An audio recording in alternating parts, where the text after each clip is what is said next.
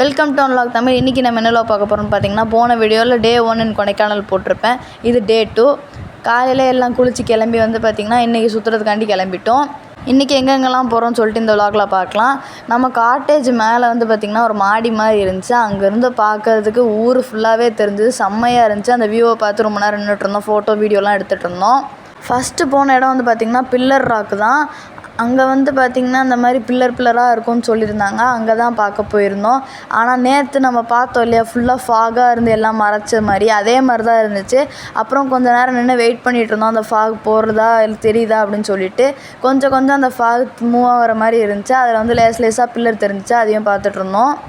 அந்த fog move ஆகிறது உங்களுக்கு தெரியுதா?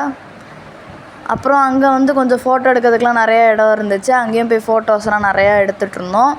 எல்லா இடத்துலையுமே கேமராமேன்லாம் இருந்தாங்க. அப்புறம் இங்கே வந்து அம்மா ஃப்ரெண்ட்ஸ் எல்லாம் சேர்ந்து ஃபோட்டோ எடுக்க போகிறோன்னு சொல்லிட்டு எல்லோரும் எடுத்து ஃபோட்டோ காப்பிலாம் வாங்கிட்டு இருந்தாங்க. அடுத்து நம்ம எங்கே போகிறோம்னு பார்த்திங்கன்னா குணா கேவு. எல்லாருக்குமே பிடிச்ச இடம், அப்படி நிறைய பேர் போயிருப்பீங்கன்னு நினைக்கிறேன்.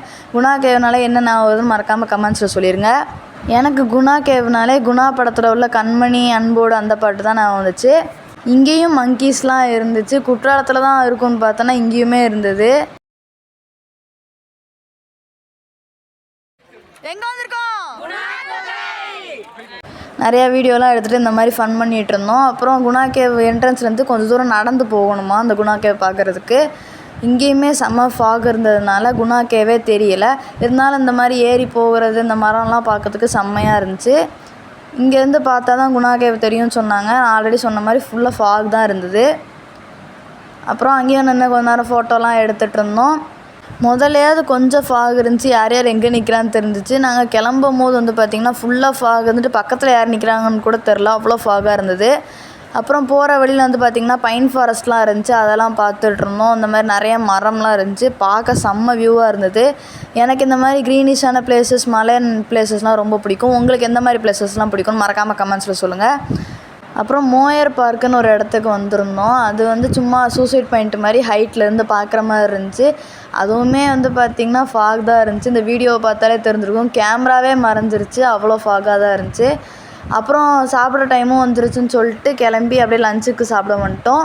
சாப்பிட்டுட்டு போட்டிங் போகலான்னு சொல்லிட்டு இந்த லேக்குக்கு வந்திருந்தோம். நம்ம நேரம் இப்போ மழை வேறு பெஞ்சிட்டே இருந்துச்சு, மேகத்தை பார்த்தாலே தெரியும். சரி, தூரல் தான் போட்டுட்டு இருந்ததுனால நாங்கள் வந்து இன்றைக்கி போனால் தான் உண்டு அப்படின்னு சொல்லிட்டு கிளம்பிட்டோம் மலையோட போட்டிங் போகிறதுக்கு. நீங்கள் கொடைக்கானல் வந்தப்போ போட்டிங்லாம் போனீங்களான்னு கமெண்ட்ஸில் சொல்லுங்கள். மலையோட போட்டிங் தான் எனக்கு ஃபஸ்ட் டைம், செம்மையாக இருந்துச்சு. நம்மளே 20 மெம்பர்ஸ் போயிருந்ததுனால 2 போட்டாக தான் போயிருந்தோம். 3 போட்டு தான் போயிருந்தோம். மொதல் போட்டு நாங்கள், அதுக்கப்புறம் 2 போட்டு வந்துச்சு. போட்டிங் ஒரு 20 மினிட்ஸ் இருக்கும். அங்கே முடிச்சுட்டு வந்து பார்த்திங்கன்னா எத்தாப்பில் கேம் ஹவுஸ் மாதிரி ஒன்று இருந்துச்சு. இந்த கோஸ்ட் ஹவுஸ், மிரர் ஹவுஸ்லாம் இருந்துச்சு. அங்கே 70 தேட்டர்கிட்ட மட்டும் டிக்கெட் வாங்கிட்டு நாங்கள் அந்த மூவி மட்டும் பார்க்கலான் இருந்தோம். ஸோ அந்த தேட்டரில் போய் படம்லாம் பார்த்ததுக்கப்புறமா 2 ஃப்ரீ டிக்கெட் இருந்துச்சு. அதுக்கு வந்து அந்த ஸ்விங்குன்னு ஒரு டிக்கெட்டுக்காண்டி கொடுத்துருந்தாங்க. அதில் நானும் என் ஃப்ரெண்டும் போனோம். அங்கே போயிட்டு ரூமுக்கும் வந்துட்டோம். அதுக்கப்புறம் கொஞ்சம் அலப்பறையெல்லாம் பண்ணிகிட்டு இருந்தோம். இதோட அந்த விலாகும் முடிஞ்சு. தேங்க்ஸ் ஃபார் வாட்சிங். அடுத்த ஒரு இன்ட்ரெஸ்டான வேலை பார்க்கலாம். அது வரைக்கும் பாய்.